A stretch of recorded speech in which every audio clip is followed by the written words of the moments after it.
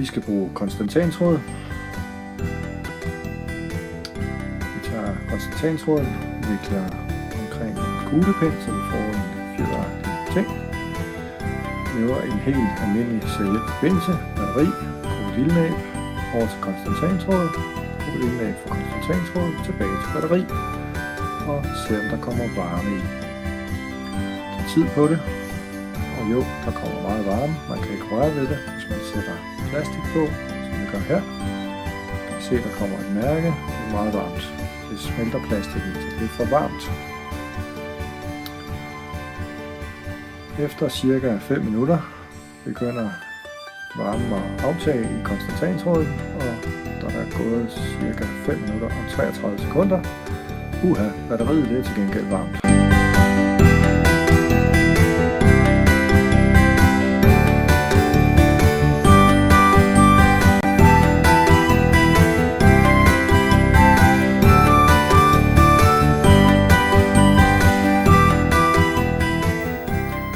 I næste test har vi så prøvet at putte noget sølvpapir omkring konstantantråden, for at det ikke skal afgive så meget varme, da det meningen er, at vi skal have det hele ind i en 3D-printet lille etui. Og det virker vist efter hensigten.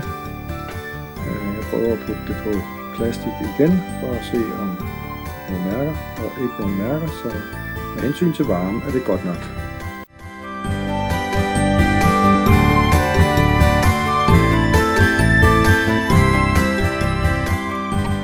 Næste udfordring, det må så være, at vi skal have batteriet til at vare lidt længere, og varmen til at passe sammen. Det går ikke, at vi har sådan en batteri, der brænder fuldstændig sammen. Jeg tror, der er sket en lille kortslutning. Så en tur til London og en tegning på en lille serviet, så er vi klar til at teste modstanden.